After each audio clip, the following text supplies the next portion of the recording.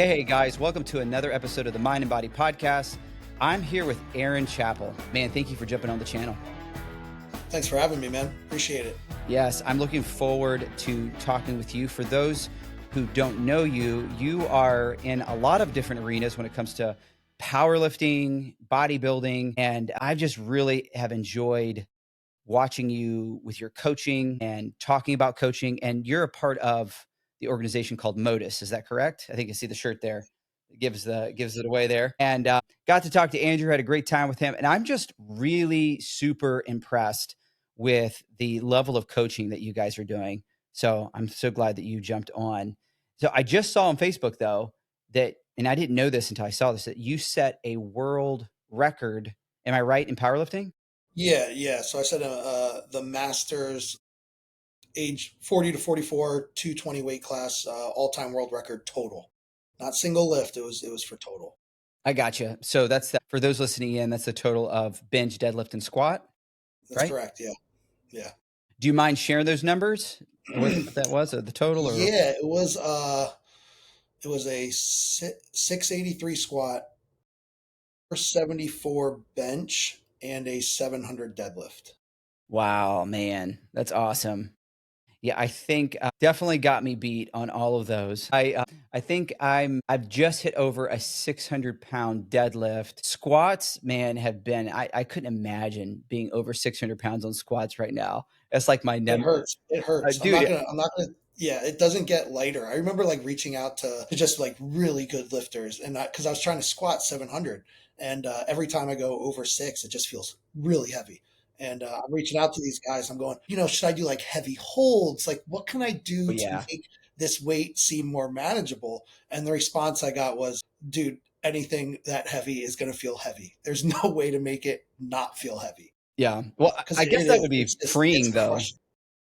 What's that? Like that knowledge would be freeing to some level. Like, okay, I'm not doing this wrong. It's not like, oh, I should probably do more walkouts or, static contraction holds or whatever you want to call them. Maybe not static contraction, but man, that would be rough. But I've tried all the little techniques. I don't know if you're familiar with like West Side Barbell too. They'll have all Of these like, course. Yeah.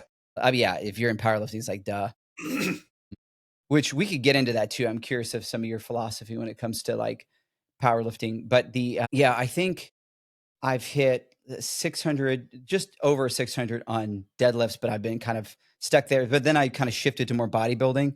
And the thing about deadlifts, now you may disagree with me, so push back on this if you do, but I'm kind of the persuasion that deadlifts is not really the best hypertrophy lift. Like I like straight leg deadlifts, but it's so like systemically fatiguing to do the lift. And I feel like, yeah, it hits my musculature pretty well, but not anything like specific as much as I'd like to in a hypertrophy context. So I've kind of drifted away. Correct me if you think I'm wrong. Give pushback. No. Deadlifts in general are they're going to make your deadlift stronger. Okay, Yeah, they're going to increase your exactly. strength, but for hypertrophy, there's way better options out there. And you nailed it with the systemic fatigue.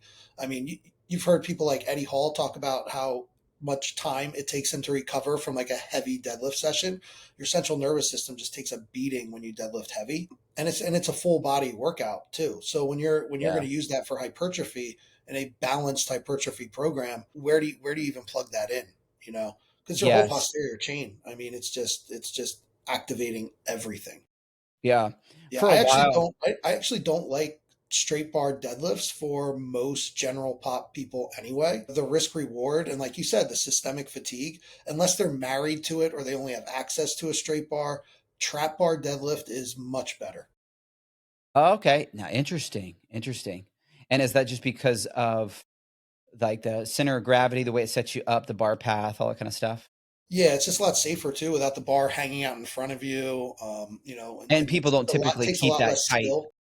Yeah, sorry, I didn't mean to interrupt you. As the people don't really keep it tight, they keep the bar too far away from them, so it's putting Yes. kind of more lower back strain potential. Yeah, that's really interesting. I just know for me, and after I do heavy deadlifts, I'm just taxed, and then Mhm. like the rest of my back workout is kind of like, nah, I'm kind of going through the motions. But when I started to think, hey, I'm going to do a little bit more, like I'm still doing heavy lifts. I'm not trying to wimp out, but something that's going to really bring a lot of mechanical tension to the area I'm trying to train, I just felt like, hey, I feel like I'm doing better. I do think there's a kind of muscle density, and I know there's some debate over this, but I feel like there's some level of muscle density that comes from just those guys who did powerlifting for years. Like there's something about like even the strongmen, like no strongman that I've ever seen has like a kind of a small back. It's like massive. So there's something to say about that, just that raw, get in there, rip the weights off the floor, stop being a pansy type of training with obviously good form and technique, of course. But like, so that every once in a while, I kind of I get in this mode again where I'm like I've been doing bodybuilding, everything really kind of like nice, controlled, eccentric, and there's times where I'm like, "Hey, I'm gonna go back to doing some powerlifting." So normally for me, one time a year, I do a mesocycle that's almost strictly strength related. Maybe doing a little bit of hypertrophy for like underlying musculature, just kind of keeping that there. But it's like pretty much focused on like, hey, I want to improve my 1 rep max in these areas. But for the rest of the year, I'm growing in strength, but more in the hypertrophy context. How long do you run that cycle? Oh, the strength one? Yeah. I played around with it. So a typical like mesocycle for me is I'll do something uh like a 6 weeks. I'll peak to a 6 weeks thing, then deload a little bit and do another 6 weeks. Two mesocycles, just like kind of a 12-week idea. And I try to peak both of those times. Feel free to like offer any thoughts there. I feel like my expertise is more in hypertrophy than it is strength. Definitely experientially. So with you competing, be glad for you to kind of weigh in there. My goal really is just like I want to give some direct attention to strength, but generally speaking, I'm more into the hypertrophy space. And I'm like, I want to get stronger. I want to keep these raw lifts good. I want to keep improving, but I'm not trying to move towards like a competition in that arena. It's kind of like what I'm thinking. What's your thoughts? I know you've been kind of shifting from like obviously you competed in powerlifting, but you're kind of shifting a little bit more pre pushing record. You said, I was like, hey, are you done? You're like, dude, I don't know if I could say I'm done. I've said I've done several times. So like, but have you shifted more to like a hypertrophy style of training or a hybrid? What's your thoughts there? Yeah. So for my personal training, I'm doing more of a.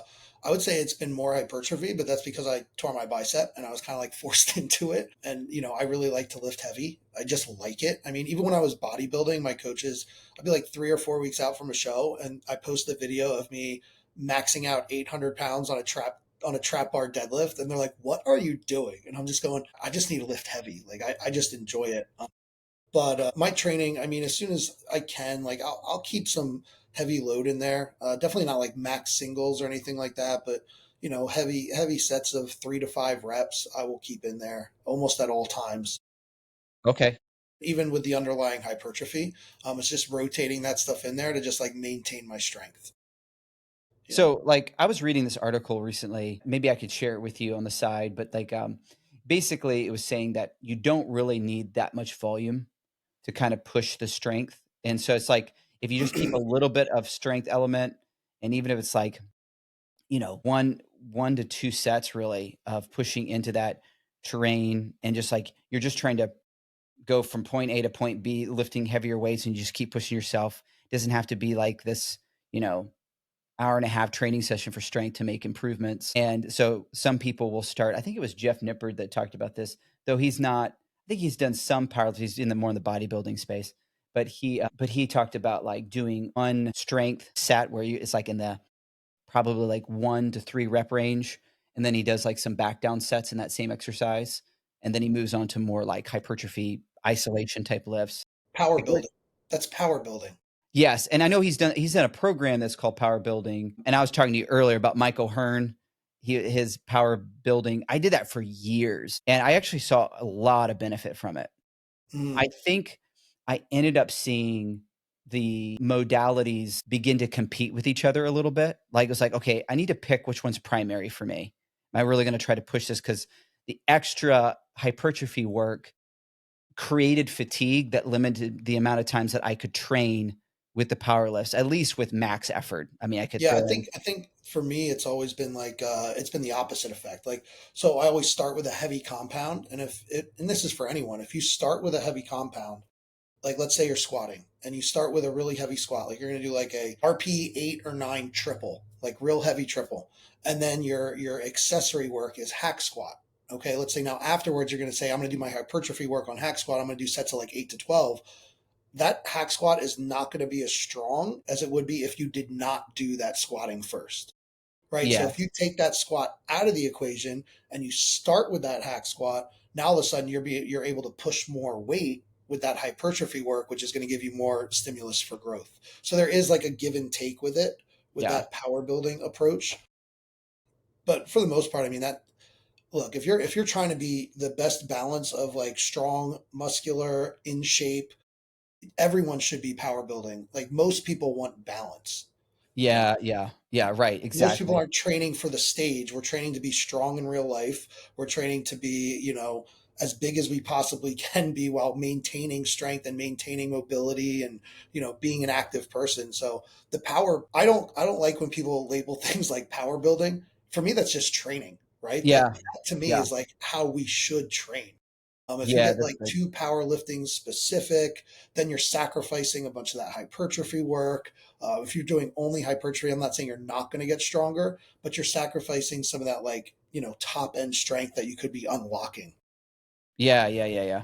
So I think in my mind, I used to put too much of a distinction between like training for strength and hypertrophy, like too much. Like obviously there's some distinction between the two.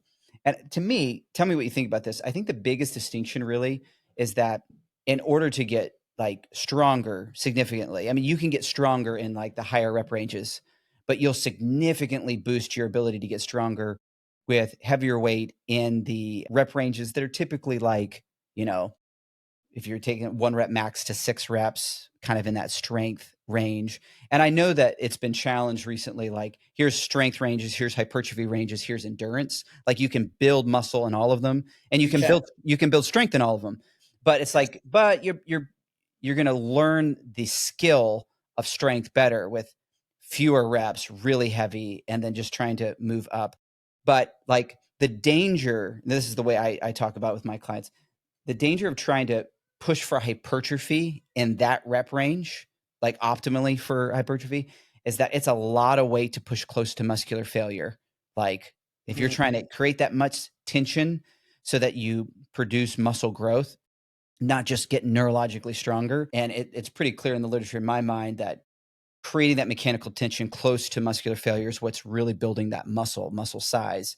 To do that in the 3 to 5 rep range, like for all your lifts, like, I mean, also like biomechanically, doing lateral raises, like for just 5 reps with like 60 pounds or whatever. I don't know. Maybe. You're gonna tear your shoulders to pieces. Yes, to me, some of that's like, okay, for that muscle group, with the way the leverage is set up, your resistance profile and all that kind of stuff, it's like this does not make sense.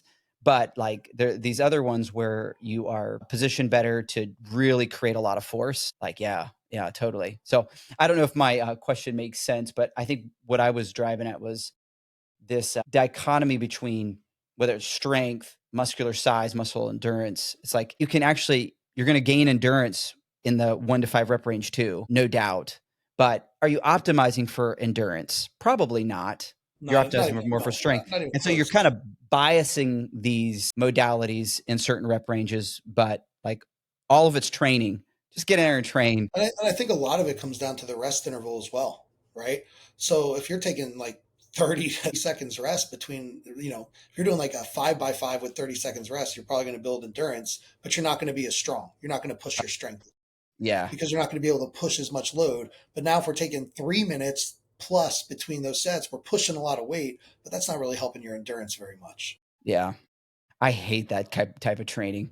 I mean, I'm just talking about my own personal preference here, as the whole like trying to lift really heavy with short time rest periods in between is like not my No, thing. I don't really program that.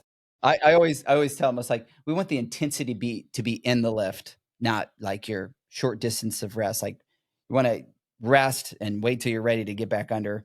So I have a couple questions for you Yeah. based on some of the things that you were posting, and I think this will allow people to kind of get to know you and your training as well. You did a post on kind of the difference between training for optimal performance and just health. And people will look at, people on social media and they'll think this is what it looks like to get to health, and it gets overwhelming for them. So you said there's a big difference between these two things. Like, what would you say would make the difference between the two ideas? I mean, being healthy in my definition means you're able to go out, you're able to function, you're going to be able to run when you need to run, lift what you need to lift. You're going to be, at a healthy body weight. It doesn't mean you have like a six pack or anything like that. It doesn't mean you have to deadlift 600 pounds, bench 400 pounds. You're in shape. You feel good. You're in shape. Your biomarkers are good. That is being healthy, right? And I think I think people get lost because they see people like me on the internet and they're like, well, that's being healthy. And it's like, well, no, I'm optimizing. And there's a trade-off there's sacrifices that come in with optimizing, right? Like I'm going to be able to I'm going out way less and having my cheat meals or whatever. Like there's a lot more restrictions when you're optimizing. There's more that goes into taking, like people always obsess over taking supplements and everything like that. Yeah, I'm taking more than what somebody who's just trying to be healthy because I'm trying to optimize my performance. Like, yes, I want to be able to deadlift 600. I want to be able to squat 600, bench 400. I want to be able to run a mile under 8 minutes. Like, I want to be big, jacked, everything. So there's a big difference there. And I think people just kind of get lost in that translation. They think that they see people optimizing and they think that that's healthy, but that's not what the healthy goal is. Yeah, yeah, I think that's so helpful because, again, even it's almost like a comparison of like somebody that's training for optimal performance. And then I think there's like another level onto that where somebody who is they're just training naturally and they don't realize somebody who's actually on like performance enhancing drugs or things like that. Not hating on any of those things, by the way, but just realizing like, oh, hey, I could do that if I wanted to. I need to know the payoffs here, right, of being on this. But if I want to kind of get to that level, then not only am I super dialing in all of these things to maybe a more extreme level, cutting out certain things like you talked about, like just social events. Yeah, But it's a little bit more restrictive with your lifestyle. Well, people call it restrictive, but if you're pursuing a goal and it's what you want, you're not thinking of it as yeah. restrictive. Oh, for me, like, um, the more I dial in, the more happy I become. I'm just like, yes, let's be hardcore. Let's make this difficult. There's a little bit of not actual pain, but like there's just a little bit of like suffering involved. I'm like, this is for the goal, type of thing. But there's some people they're just like getting to the gym for them is very mentally hard. It's like, Hmm. oh, I don't want to go to the gym. I'm like, when am I going to the gym? Like this is the highlight of my day. And if I'm stressed about anything, I'm just like, okay, I can't control all of this, but I can throw around some weights and I'm going to Man, get in I the gym. I talk to people about that all the time. It's like for me, fitness, like I've been in this for a very long time, played sports, everything through college, high school, whatever. But the one constant is always training, right? Mhm. Your life could be doing all these crazy things, and you have a constant like variable in there that's like 100% really in your control, and it's your training. And there's just something about having, all these lines in your life are all over the place, but you have that one line that you can at least count on to be steady.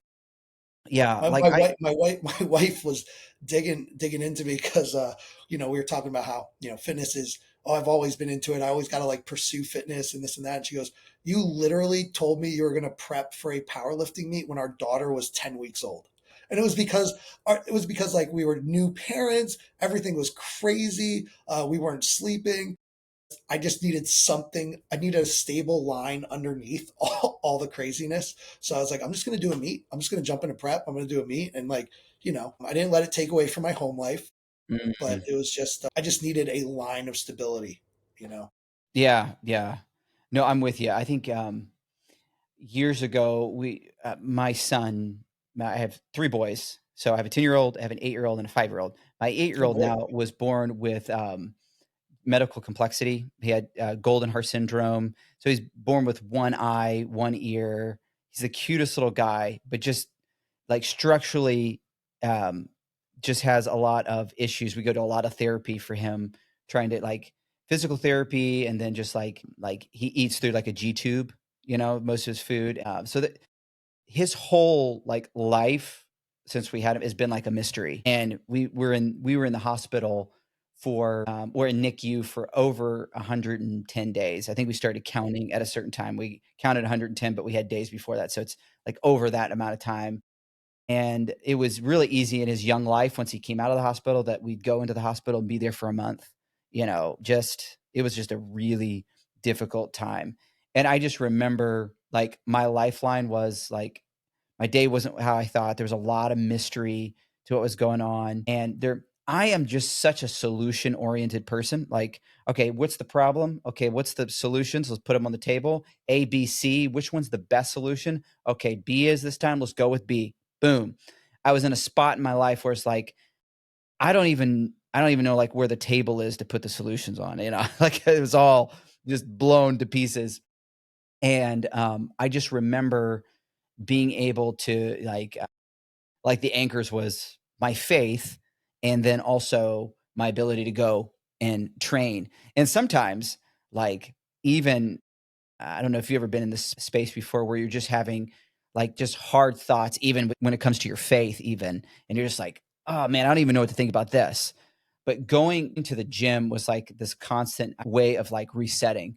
And I know there's a lot of science behind this too, but like when you go, you hit the gym, not only is there like that dopamine hit, where you're just like, man, this feels good, but like it does something to you hormonally, psychologically to like reset you. Like you're more creative after you work out. I guess unless you do deadlifts like you do, maybe you're not thinking so clearly. Like wait till the oxygen comes back and I'll be more creative.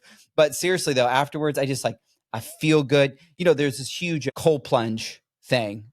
Like go do cold plunging. I don't know what your thoughts are on that. But I'm We'll telling talk you, about it. I'd much rather like go hit the gym for an hour. Like that's a real reset for me. Not dogging on the cold plunge if somebody loves that. I do think it's an overrated fad in my mind, but has some benefits, but I think the benefits for training definitely outweigh something like a cold plunge. But that was like a thing that the training I would just run to. Now, I'm curious, you were talking about your wife and you were planning for a powerlifting meet. Do you always like to have like an actual competition of some kind in front of you? Like it's not just training, but there's like, I'm going for this goal. I'm training for I this, whatever. Yeah, so the last year I haven't competed for a year, and it's the first year I did not compete.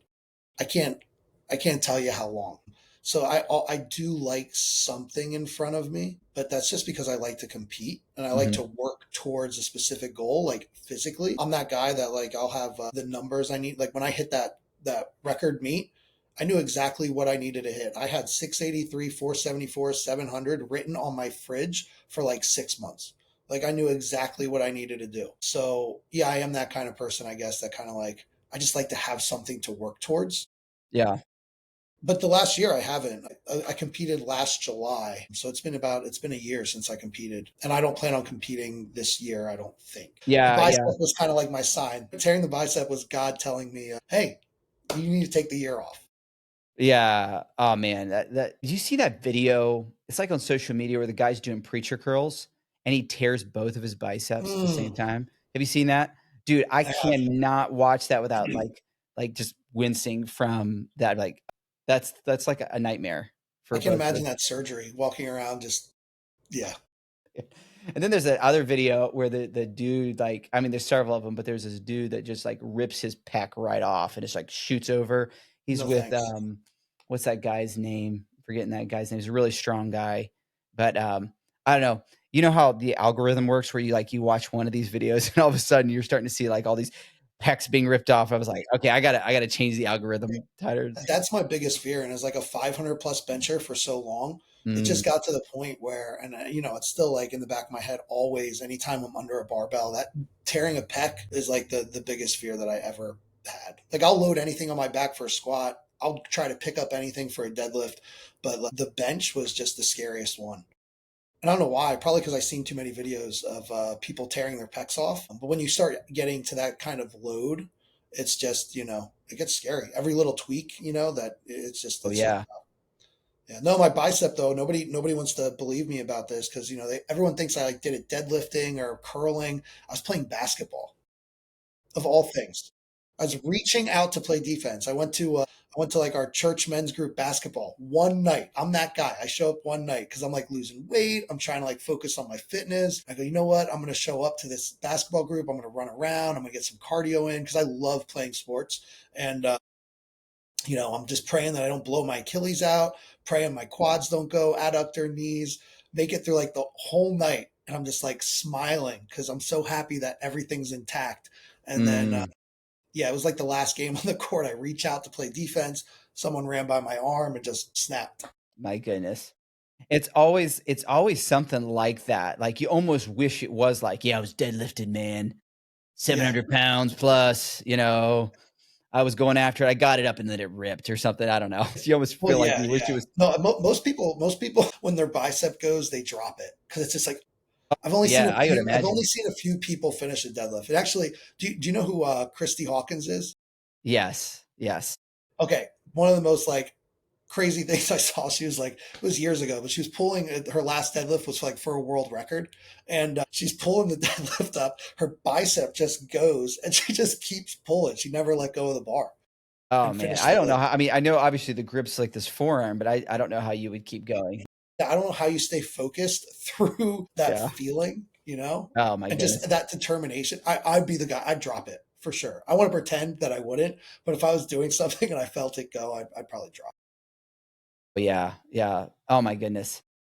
But yeah, I've never had like anything like major like that, little tweaks, but I think I've had kind of some of the same fears. But I haven't really shot for like a 500-pound plus bench. Most I've done is 405, and that felt like a house to It me. is a house. It is I a was just like, wow, this is a house. I am not enjoying this at all. And but I think I hit that and I was like, "Okay, I'm gonna try to maintain this for just, like, as a max for a while," but I much prefer doing more hypertrophy work when it comes to that, but, I still like to lift heavy, though. So when I say Mhm. hypertrophy, I'm not talking about, like, super light, it's just a different rep range, but, what, now you mentioned this is a good segue because just talking about lifting and talking about technique, you said something, it was kinda like a hot take. You said, "There really isn't a lifting technique that's a one size fits all." Now, I'm really curious what you mean by that. Basically, like a lot of people will see their favorite lifter lift and they try to mimic that stance, that grip width. One of the big things is like power lifters, they see like the some of the girls in the IPF, they have like these amazing arches and short little ranges of motion, and Mhm. that's not going to be optimal for everyone because a lot of it depends on your ratios, where you're strong, like your limb ratios, where the areas that you have strength. There's just your mobility. There's just so many factors. So there's really not like a one size fits all approach. I'm working with a kid right now, and his deadlifts, he grips his deadlifts like in the tip of his hands like this. And I'm going, and he's like, "Oh, I don't know. Should I like switch the hook?" I'm like, dude, just ride it out. Like you're deadlifting 400 plus pounds at, 155 body weight, whatever you are. Like, just do it until it doesn't work, and then we'll switch. But maybe you're the guy that's going to deadlift, 600 pounds at 165 body weight, holding it with just your fingertips. Just let it go. It's unconventional, but if it works, it works. Yeah, yeah. No, I like that. I like the case by case, considering biomechanics. I know for me, I was messed up for years, dude, on squats because I have a long femurs.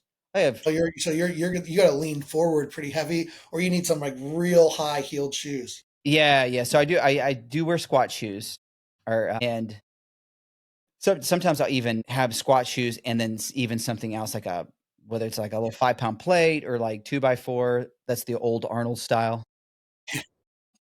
But something that I know that my gym actually has like the little wedges they just have that you have in the gym that you can use. So it does help with my like ankle mobility, but also just like the long femurs. So I have ungodly long legs and then like a shorter torso. So it's just not the ideal for like squats. But I think for me, understanding like, hey, it's actually okay. There is a good form for you, even though you're bent a little bit forward, a little bit more forward than somebody who has shorter legs or more equal proportions. I think I saw a video by Lane Norton on Yeah. squats. Now I get a little bit scared on how he squats, to be honest, Yeah. sometimes. Like, I'm like, "Well, that's a little bit too forward in my for my taste," but he did help me overcome a little bit of the, like, "It's supposed to look like this," because I would see this really short guy, like, drop into the hole, and he's pretty upright, and I'm like, Perfect "Okay." upright torso. Yeah, it's like, "Alright, I'm gonna try to do this," and I just kept, like, I would get heavy, and then I would start kinda leaning a little bit forward, and I'm like, "Oh, technique's breaking down, gotta start over," and I would go light, and I'd be, like, stuck in this, like, "I'm never gonna squat heavy," you know? In the correcting your form purgatory. Yeah, yeah, that's a really good term for it. Do you work with people that kinda get stuck there? Yeah, yeah, a lot of times, and it's just getting people comfortable. And like you mentioned your ratios, and some people are built to squat, some people are built to deadlift, and it just has to do with how you're built. And the long femur gang, such as yourself, there's going to be forward leaning because you have to figure as the hips go back, right? And the femurs are long. So the femurs are long, the hips are going back. We want to keep the bar over midfoot. So if you maintain an upright torso and your femurs are so long and your hips are going back, you're pulling that bar away from midfoot. There's no way to balance that. So the only way to compensate for that is to lean forward to keep that bar over midfoot. And there's nothing wrong with that. It's just the way that you're going to squat. It does become a little bit tough to hit depth if you're going into competition by the competition standard. And that's why Lane Norton scares you because he has that heavy forward lean because he's trying to get those hips in the back to drop as low as they need to drop. They have to go below the knees Yeah. for that to count. But yeah, so everybody's going to be a little different. As somebody who has short femurs, right? Think about when their hips go back. If their torso doesn't have to move much at all, that bar is going to stay right over midfoot. They can keep that upright torso. They can sink it, bounce right out of the hole. I know. So yeah, a lot of it comes to like just I your hate those build. people. Yeah. Sitting there in the gym like, "I hate you. I hate you." No, I'm just kidding. Yeah, Uh, I had like the perfect medium build for like not exceptional at squat or deadlift. It was like just medium. well, Bench I'll was say, so you weren't necessarily optimal build, but you're just kinda, like, in the middle. Like, it's like, yeah, "Yeah, yeah, I'm alright." yeah. So I'm like, and then like when I tell you my numbers, and you're like, okay, like my best competition squat 700, best competition deadlift was 755, which seemed like good. Like normal people are like, oh my gosh, that's like strong. But I was always comparing myself to other top level power lifters. Sure, So like yeah. when I look at that, I'm going, okay, like neither of those is elite. It's like they're both kind of like they're good, but they're not elite. Whereas my bench was elite. My bench was good, but I have like short arms, so that makes sense. Yeah. Alright, Aaron, next year, we gotta get you to elite level. Gotta do it. Gotta set that competition, bro.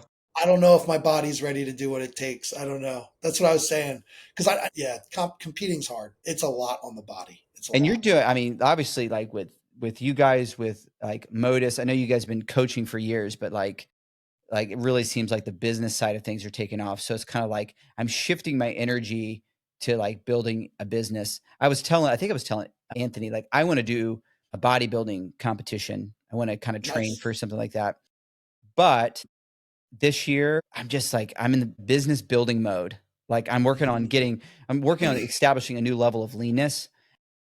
It really, since COVID, I had I wasn't necessarily overweight, but I was just carrying more weight than I normally had, and I was like, "Alright, I don't want this to be kind of the new norm. I wanna establish that new level of leanness," and I always feel better. I even feel like I build better from being actually just leaner.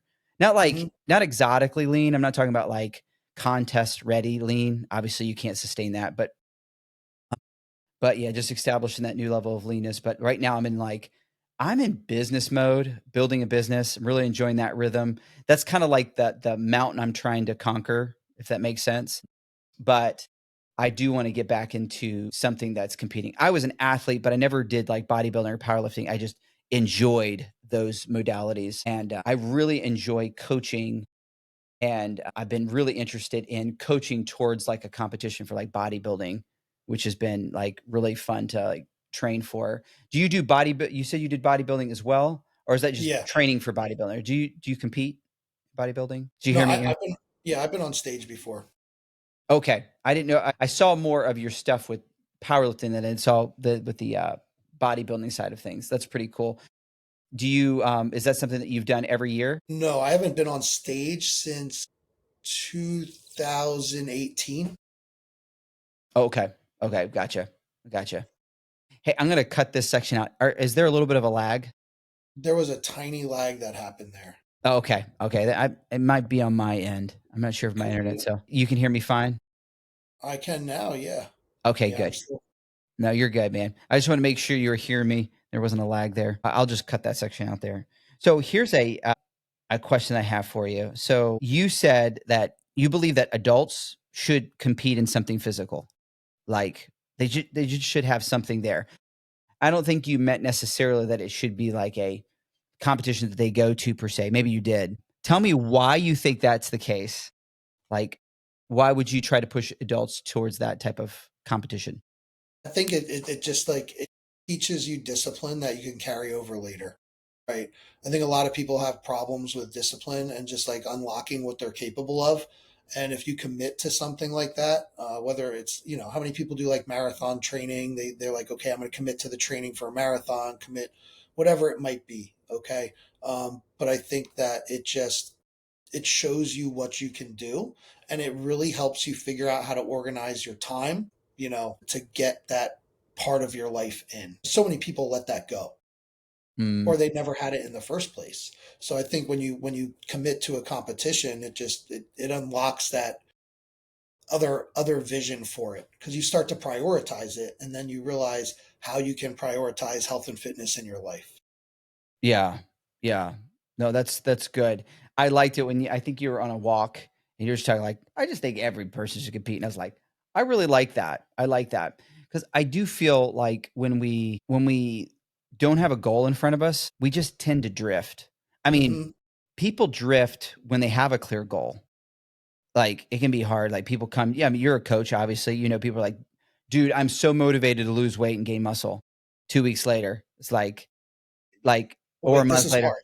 Yeah, like, they start you can tell, like, mentally, they're starting to drift from the goal, and you're like, "Whoa, whoa, whoa. You said you wanted this," you know? This is what like, right now, you want comfort because it's hard, but deep down, you want something greater than the immediate comfort, and kinda bringing it back to them, like, really getting that goal back in front of them, which it was interesting. You did another post on, like, just knowing when you actually have a great amount of fatigue that needs to be managed and maybe you need a deload or whatever, or you might just be a wuss and you might just need to train like so let's just say you had somebody come to you and they're just really struggling with their fatigue. How would you help them know whether or not they just need to man up or they actually do have some fatigue that needs to be managed better? It really depends on the person, right? I think that's very individualistic, and a lot of people know their bodies better than others. Like, I just had a guy recently, he was telling me he was beat up, but I was like, you know what? Just try to finish the program out, because we did like a little bit of a block structure for him. And he got like 2 more days in, and it was just like tanking. And I was like, all right, we're going to pivot. We're just going to deload out. But like, he was willing to like push through because he wanted to see, but like that was definitely, his body was fatigued and he needed the deload. He saw the signs and everything, but he had the mental set to want to push through. But I think basically, like, one of the biggest things you can look for is how's your day-to-day life going? Is it when you get to the gym, you're just like, is it a motivation thing? Like, you get to the gym, you're like, I don't feel like it.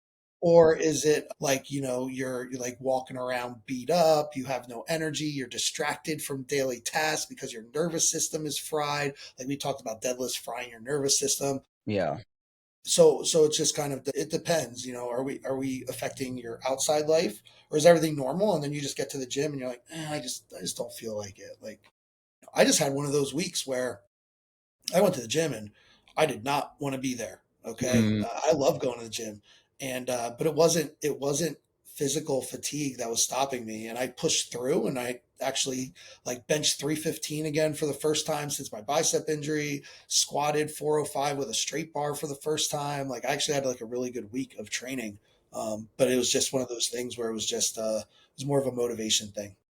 yeah. Yeah. Yeah. Yeah. I think sometimes people have a hard time with is this really physiological fatigue that's accumulated through her training, or is it just psychological fatigue and there's a lot of other stressors in life and you're feeling it play out and you probably should just push through, work Hmm. hard. And I've had some of those times where I'm just like, man, I don't feel like training. And sometimes I'm like, I feel like I'm going to be weak today, and I've surprised myself. Yeah, that was And me this week. Yeah. it's kind of like learning to train to failure. Like when somebody first starts training, they they don't really have a good estimation of failure. They're more like 4 to 3 reps in reserve really than they are actually at failure. They're just like, "Oh, I feel a burn. That must be failure." Oh, no, that's when the goods are starting, bro. Yeah, Keep going. that's when I start noticing that kind of stuff. I'm like, they'll go like, I'm like, all right, hit around like the 12 rep range, and they'll hit 12 reps, and I don't think they're working hard enough. I go, how about this week we do AMRAPs instead? And all of a sudden the 12 reps turn to like 26. I'm going, you definitely were not working hard enough with 12, but yeah, you have to go to that point to know what it is. And I think a lot of that systemic fatigue happens too. Like you will never know fatigue until you actually push your body to that point. Yeah, exactly. Yeah, exactly. I think it's a whole lot harder to overtrain than people realize. I just think people like, "Oh, I think I might be overtraining." And it's like, if you're gonna reach a deeper level of conditioning than you currently have, then you're going to have to push yourself harder past what you think you're capable of. I'm not saying to the extreme or where you're sacrificing a lot of form, you know, but you got to push yourself and actually like towards the at the end of a mesocycle, you probably should try to overreach a little bit, especially if you're getting close to that deload, you know. Yeah. And yeah, it's just, yeah, like you said, people just, they're not training hard enough. Most people don't know how to go to that level to understand when they need a deload because they're not even training hard in the first place. And the biggest thing, the biggest sell on that is when people train legs, because your mind is going to tell you stop way before it's time to stop. And I'm guilty of it, right? I'll try to do like an AMRAP on like a belt squat or something, and I'll rack it, and I'm like, man, that was supposed to be like 1 rep in reserve, and I definitely didn't work hard enough. And like I'll call myself out because I'll feel it and I'll know, but I was just like listening to my brain instead of pushing my body. Training partners are great for that. If you get a training partner and Yeah, they're like, give me another one, give me another one. exactly. That's probably the best way for a new person to learn what failure is to like get with a training partner and train legs and Oh, push each other. man. 100%. I've always had a hard time keeping training partners. I'm not trying to sound like I'm hardcore or something like that, like I'm mean or something, but I guess like the time that I go or whatever, usually train early mornings. So that's a thing. It can be difficult for some people, but yeah, I'm with you. I go to war, dude, every leg workout, every set. Like I'm saying, like I have to like mentally say, don't wimp out. Push hard. And right now I'm doing some like more of a powerlifting kind of idea, like depending on the week, but I'm kind of fluctuating between the 3 to 6 rep range for squats. And then I'm doing we have a pendulum squat machine that I I love love that. and Love hate, but love. But I feel like I can really push myself to where I can't push it back up. I actually fail and I can like sit the weight down and it's totally fine. It's safe. But man, after I'm done that, I'm like laying on the floor, dude. And How many exercises are you doing on a leg day? so not that many. Right now, I am trying to bring up my quads. My posterior chain is really strong and it can kick in and take over for quads. So when I do regular squats, part of that is my biomechanics, kind of that leaning forward idea. Hmm.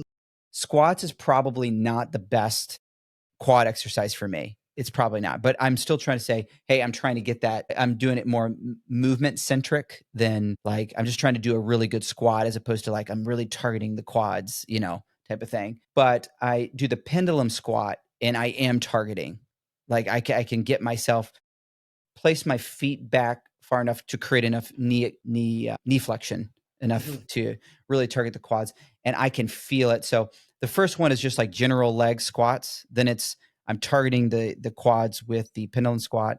Then this is my current routine, so I'm just walking through. Then I'm doing a hip thrust machine for like glutes, a little bit of hamstrings there, but not so much. And then I'll do it's like a single leg curl where you can switch back and forth. You're standing up. You know what I'm talking about? Where you're like knees in a pad on one and you can do one leg and then switch the pad over, do the other leg. And then I'll do some calf raises and then I'm done. Is normally so it's like 5 exercises. Sometimes I only am doing like I've done like 3. exercises and just like really poured out my energy.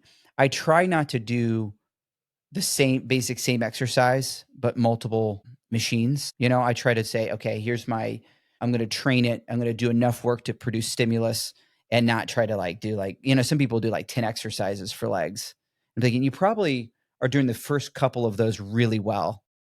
And then the rest of them are probably not so great. It's probably in the junk volume category, but that's just my opinion. I don't know. You might have a different philosophy there. What's your Yeah, thought? I found that as I got older, as like I'm older now, that it's more about intensity than it is volume, right? Like kind of like what you're saying. I mean, there's days I'll go in, I'll only hit like two. If I squat, I'm only hitting two exercises that day because squatting is going to take up a ton of time.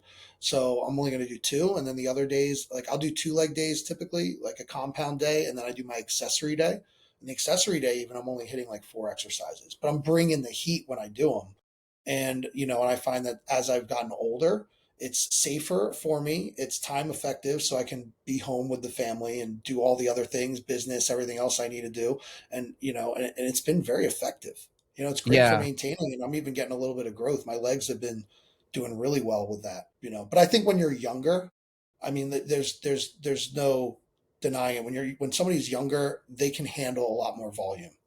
Yes. The Yes. muscles are younger. They're going to be able to break down. Then they're going to start breaking into like smaller muscles as they like build up that volume and things fatigue out. Yeah, so a little bit of my training history, like so back in I was probably teen years into college years, I came across Arnold Schwarzenegger's Encyclopedia for Bodybuilding. And I did that for a while. I did Arnold's like 6 days a week, like what was it? Chest and back, legs and shoulders. I forget the other the exact split, but I remember the chest and back for sure because you do the bench pyramid and you do the pull-ups, he's like, do 50 pull-ups per workout. And I remember like starting off like not being actually that great at pull-ups. And by the end, I was actually pretty good at doing it and then moving into weighted pull-ups and everything. Then I came across Mike Menser's training and it was just like high intensity. And there were some things to that I really learned because it was Arnold was more volume. He did have intensity principles that he brought in, but definitely more volume. Mincer, and then I came across Ellington Darden's book on high intensity interval training. He's not as well known, but he did a history of like Arthur Jones and this kind of incorporated like Dorian Yates style of intensity training. And so I did that, which is basically, I'm sure you're familiar with that whole crowd, Hmm. but basically like you're really doing like a warm up set and then one set to absolute utter failure. And I think there's something to that kind of training that's good. What I've read in the literature though is like, I've kind of gone back and forth between intensity and volume, but like I treat intensity as the fundamental. Like this is the way you're really going to grow. But it is true that like if I did one set to failure and I had enough energy to actually do a second set, it may not be my performance may start to drop, but I can do a second set. I'm going to see marginal growth from that as well. It won't be as much growth as I gotten from the first, but I see marginal growth. And if I did a third set, I actually can still see marginal growth. But after a while, the amount of growth that occurs from the additional sets starts to really drop off, but the fatigue starts to, increase. So it's a diminishing return eventually. But there's still a lot of debate on what the volume cap really is. But everyone knows that the more volume you do, the less the intensity is going to be. So you might get more bang for your buck if you stick with the intensity. I feel like one set to failure, I still got more energy. Even if I tried my best, I still feel like I could hit a couple more good, hard working sets. But I'm actually playing around with like actually doing just 2 working sets for an exercise and just Yeah. doing it really hard. I do have some exercises where it's like, "Hey, for time's sake, I'm gonna add this exercise, but for this mesocycle, this is gonna be just 1 set to failure." I'll do a warm up, get ready for it, and then 1 set to absolute failure. Just kinda playing around with that a little bit more. But I'm kinda with you on reducing volume, really majoring on, like, the intensity of the movement. But yeah, but I didn't finish my thought there too. I did try. I went from the high intensity training and I read a book. I forget the title, but it was German volume training, which is like Yeah. 10 sets of 10. Yeah. And Yeah. I'm familiar. because it made me so sore, which I know soreness is not always a driver of growth, but in my mind then, I was like, "Dude, I feel so like, I feel like I'm gonna die." I It thought, I must was be like, so good. This is amazing. yeah, and I think just because I changed modalities a bit, I did see some growth from it, just switching from intensity to, like, crazy amount of volume. But then I started diving into the science in it more instead of jumping from one fad kind of workout to the next. I was like, "Let me get at the science behind what's the best way." And I think what you're saying is kind of a good balance between intensities, the fundamental, adding volume. You're almost volumizing through the mesocycle a little bit just to kind of push overall conditioning. Would you say you do that? Or do you Yeah, keep it pretty much the same? I think it's very individualistic as well, and you got to figure out like, I mean, how much time do people have too? Well, that's practical, yeah. That's you got to be practical with your approach, and everyone's going to be different. And I think people honestly do respond differently to different training stimulus as well. Like, think about like the different muscle fibers that people have, genetic disposition. Yeah. There's a lot that goes into it. I think so. I think it's just finding what works for each person. I mean personally, like I've been doing, like you hit it with the one set to failure. I do one for many things. I'll do a one set to failure, but a drop set right after. Nice, So okay. I'll hit like a top set of like 8 to 20 reps to failure, like wherever I hit in there. And then it's immediately go into a drop set right after to failure. And that's been pretty effective for me. What's that guy's name? Tom Platt? Is it Platt? Plats. He did like the squats, like he would do like 30 reps or 50 rep squats. Dude, that's Yeah. insane. Like, I remember doing, like 20 reps. Like, I read this book, he's like, "Whatever you're like, what do you squat for 10 times? Pick that weight and do it 20 times, and just go, failure, just 1 set." And I remember doing something kinda similar to that, which showed me that I really wasn't close to failure. If I can go to 20, then I'm pretty far away from failure, but also, like, man, that was just brutal. But, like, good training, and then just trying to figure out what's a good, what exercises are good so I have a good stimulus to fatigue ratio and I'm not Yeah, just like a squat. I mean, he did stuff like that, but I'm not a big fan personally of taking squats to like that high of a rep or that kind of I'm not either, failure dude. range, Yeah. because your core, or your core and your technique is going to give out before your legs. Yeah. So if our goal is to have a great leg day and stimulate there, I think squats are great, right? But I'm not going to take them to like a high rep failure point. I'm going to go to like a leg press, a pendulum squat, a belt squat, something where 100%. it's going to be more isolation just for the legs. Yeah, I feel like my cardio gives out. Like, I'm just breathing really heavy, trying to get like, okay, my conditioning's off here. So, just a couple more questions for you that I wanted to ask is, For so sure. here's a case study. And so this is, so pretend that this is somebody that's like maybe your client, and I know there's variables that you would want to check that you don't have this information, but best to your knowledge, what would you do here? Here's a guy who's been training with you for 6 months. He's been making some mild progress with like overall body composition, but his goal is to lose about 20 pounds of fat and just to build some muscle, just a typical guy. But I think I said he's in his late 20s. So he's in a caloric deficit, clearly, like probably like a little over 500 calorie deficit, maybe like 600 calories, because he just had a hard time. Weren't sure if he was quite nailing it exact. We were paying really close attention to his macros. His proteins, carbs, and fats are pretty well managed, but he's just plateaued. You had a blood test done, and you realize that his T levels are like in the low 300s. So it's kind of like that's low. It's like low, still considered normal, not clinically low yet.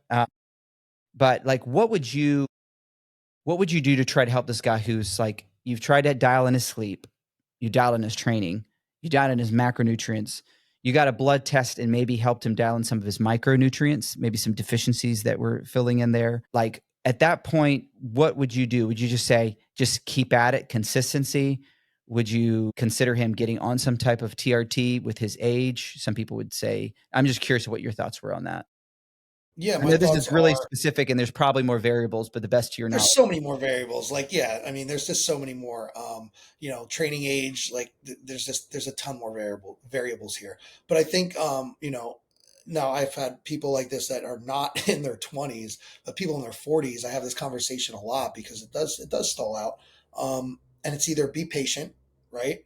Like a lot of people, they're like, oh man, I'm trying to get jacked like you. I'm like, dude, I've been doing this for over 20 years, like 25 years.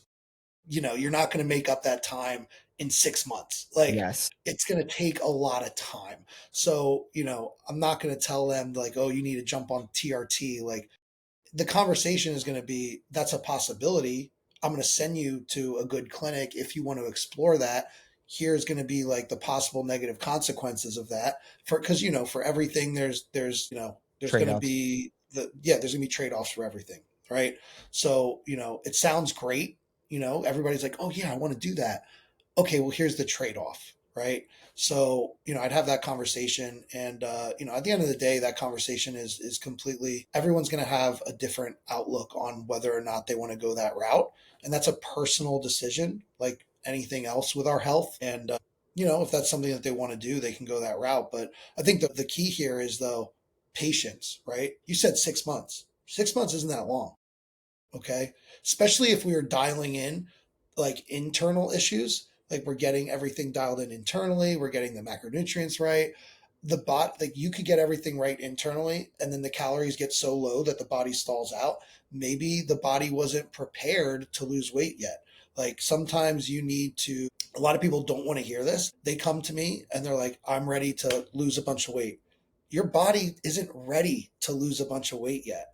So, maybe that person jumped in a deficit too quick before getting their body prepared to make that drop. And then if they are holding a lot of body fat, we know what happens to testosterone when the body fat's high. It goes Yes. low. So, there's a lot of factors there. But yeah, obviously conversation can be had, but I think like a lot of people, they want to rush everything and they think that taking TRT is going to be like a magic solution. And it doesn't work like that. Like if your body's not ready to lose weight, just adding testosterone isn't necessarily going to be like the game changer in that case. Yeah. No, that's so good.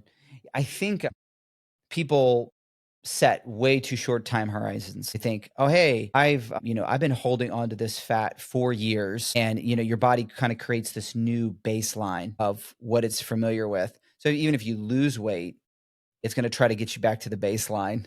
And so it takes a while to even establish that new equilibrium to where it's like, "Hey, this is And the you new just, norm." Go yeah, ahead. and you just said you're establishing your new norm. Yeah, yeah, exactly. Yeah, exactly. And so I held a little bit of that higher weight than I was used to for like a couple of years. So it's like, okay, I'm gonna lose the weight, but I'm gonna do you may mention this a little bit, but like a careful reverse diet and kind of establish that new normal. And those things take time. And people don't realize like when they go on diets, especially when they just do crash diets and they're not getting sufficient protein, they're losing tons of muscle, and they create this environment where they lose the weight, which is fat and muscle. Then they gain the fat back. They're not gaining the muscle back. They're gaining the fat back. And then they're like, oh, I'm going to do this again. It worked last year. They lose that, whatever, 40 pounds, and they lose more, crash diet, lose muscle, lose fat. Then they gain the fat back. But they don't realize it's not the same scenario every time. They're actually metabolically in a worse place. And eventually they hit this place like after a decade of crash diets or more, they're like, it doesn't work anymore. Oh man, there's so much metabolically that's going on here. Part of it is that you've lost a lot of muscle mass in your approach. So we're just going to have to take some time to like rebuild. And I think what you're saying is that means you're going to have to give enough nutrition to like get to the place where they're like actually rebuilding protein, but also having sufficient food to train well, as opposed Yeah, to you got to have always being sufficient food to build muscle, because muscle is going to be your number one tool it's going to be your number one glucose disposal agent. It's going to be your tool to burn body fat off. It's going to be what you're going to see when the body fat is gone. And I think a lot of people just get impatient. Yeah. So They come in. patience, and then maybe like a strategy around just coming up out of the diet for a while and saying, "Hey, let's focus on performance and building a strong body, and let's hold off on weight loss until your body kind of equals out metabolism, actually comes back up to normal, like a normal range for you, staying in maintenance." And then you would probably say, "Okay, now we're ready to approach like a deficiency diet." Is that how you were thinking? Do you have that right? Yeah, yeah, and just like the whole testosterone thing too. You have to look at the overall quality of life too, right? I mean, that's also got to play. You can't just be like, oh, I want to lose this weight. Everything else is fine, you know. Um, there's a lot of factors in something like that. But overall, I think yeah, just being patient, making sure the body is prepared to lose the weight that you want to lose. Yeah, because a lot of people do come in and they just say they want to lose this weight, and then they're like, I really want to have abs. Like this is a big thing. I want to be able to see my abs. I was like, well, when's the last time you saw them? Never.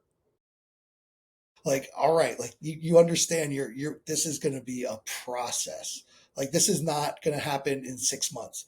Like you have no idea how stubborn your body's going to be here. Your metabolism has never been fast enough, never been in a good place to be able to have that happen before. So now we have to like train your body to get there. So yeah, so that's another thing too. Yeah, yeah. I like that, and I like how you said too, like, sometimes for a while, like, what's actually changing is on the inside before you actually see the transformation on the outside. And I think that's one thing that, like, doing regular blood tests along with training is so good because people actually can see results that's not just scale related. Like, "Oh, hey," whether it's blood pressure, triglycerides, or whatever it may be, you can see, like, a huge difference. Hey, I wanna end with this last question here because I wanna value your Sure. time, but I'm curious, what's one belief in the fitness industry that you think is completely outdated or just bizarre? Man, Can only pick one. No, I'm just kidding. I mean, I'll use. There's a couple coming to mind. I think the idea of muscle confusion is one where you have to constantly change your workout in order to make progress. And I think that's not how it works. It's actually you do the same thing over and over again because first you have to like learn the movement pattern. And then once you learn the movement pattern, you start activating the muscles that are within that movement pattern. Now you start working those muscles, and I think that's probably one of them, the muscle confusion thing. That one gets interesting too, though, because I will have clients where I change their exercises constantly, but that's for engagement. Okay. That is because I don't want them getting bored. And not everyone is built to be able to go into the gym and do lateral raises the exact same way with dumbbells, like every single week, the same way, same rep scheme. So I'll change people's workouts up, but it's more for like an engagement thing because, Yeah, to yeah. enjoy the process, not necessarily from a scientific standpoint. Because the whole like muscle confusion thing, that's not a real thing. I think you hit on a good point because as a coach, you have to balance that, like, science with engagement with the clients because some of them just they can get pretty burned out or bored on something. One thing that I try to do is I have the fundamental movements that they're gonna stick with for a long time, like, for a good while, and then the underlying exercises I will switch out, but pretty much for you might think this is, like, too quick, and I think some people could argue that it is, but, like, I'll usually do somebody comes and they're training 3 months with me, we'll have 2 mesocycles in there, so there's 6 weeks kind of going up, but even in if they're really new to training, the fundamental exercises could be the same for the whole 12 weeks, but in the switching of the mesocycles, I'll change out the accessory work. Hmm.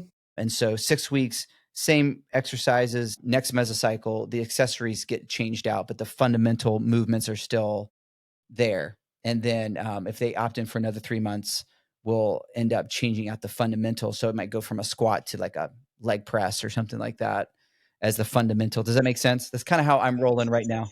I do a lot of the same stuff, and like one thing that I try to say because I've had people say, well, why would you change someone's squat movement every week? Like, okay, one week we're going to do pendulum squat, the next week we're going to do a leg press, the next week we're going to do a hack squat, because I've done stuff like this with people, and the answer is doing something is better than nothing. Right? If that person is going to get bored and decide to like fall off the bandwagon because they're not engaged, it's way better to do something, right? If they're Yeah. in there doing some squat pattern every week, that's better than them like seeing the same thing and being like, oh, you know what? Like I'm bored with it. And, so Yeah. and even if you come back to it again, right? Like if you're when it comes back and we still have the data, like, oh, last time I did this, let me try to do a little bit of this. If they're Yes. that kind of person who's newer anyway, they're going to be getting stronger and they're going to be able to load more weight. They're still going to see the progress, but they're way more engaged. They're having more fun with it. Yeah.